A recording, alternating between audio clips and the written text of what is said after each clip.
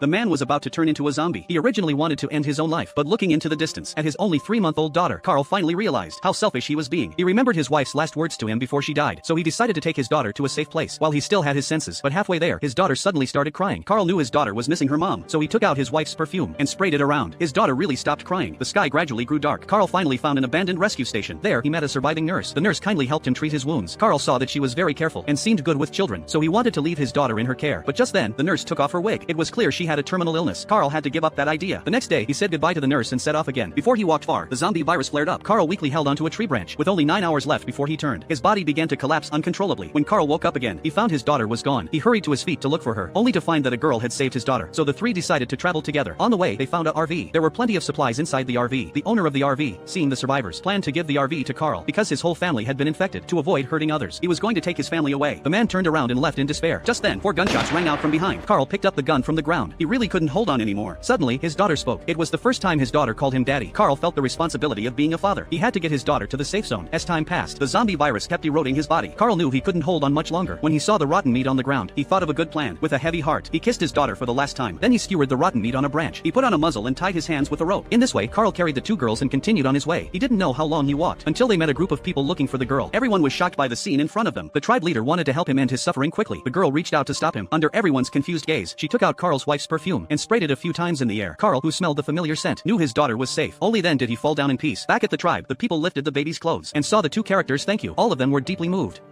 How strong can a zombie's learning ability be? The man threw a newspaper, and the zombie imitated him, quickly picking up a baby bottle and throwing it. With the zombie's help, humans were freed from manual work. Trivial tasks like carrying plates were all handled by zombies. Schools even hired zombies directly. No need to pay salaries, and safety issues were avoided too. Some people actually bought zombies as girlfriends. This woman didn't want to be mocked, so she also bought a zombie butler. But her husband was terrified, for he was very afraid of zombies. He had even long decided to bury his head separately after death and would never be a zombie slave. However, their son accepted the zombie quickly and even named it Jimmy. When the boy was bullied by classmates, Jimmy would show up and drive them away. To train Jimmy's reaction, the boy threw a ball. The ball landed right at an old lady's feet. Jimmy, who went to pick up the ball, startled the old lady. She picked up a stool and hit Jimmy, accidentally breaking its collar. The zombie, regaining its instinct, killed the old lady. The boy was shot. Just as Jimmy kept approaching him, the collar resumed working. To cover up the incident, the boy took Jimmy home and helped clean the blood off its body. That night, the old lady came back to life. The boy, feeling uneasy, sneaked to the cemetery and reburied the old lady. Just as he was about to rest, Jimmy lost control again. Luckily, the neighbor was good at repairing collars, so the boy narrowly escaped danger. But his father, busy with work, ignored his wife. He didn't even know she was pregnant. This made the woman very disappointed. It wasn't until Jimmy appeared that everything changed. Jimmy would help the woman with housework and even dance with her. The woman thus developed a special feeling for it. When her husband saw this, he pressed the remote control, making Jimmy get an electric shock. Later, the woman apologized to Jimmy on her husband's behalf and gently stroked its face. At the same time, the police officer found the old lady's body, along with a blood-stained ball. The boy's name was on the ball. When the boy woke up, he found that Jimmy had disappeared. Jimmy had been escorted back to the factory. To get back his only friend, the boy asked the neighbor for help. They drove to the factory. The neighbor was in charge of disabling the zombies' collars, while the boy sneaked into the factory. Although he found Jimmy, he was caught by the police officer himself. He was thrown into the wilderness,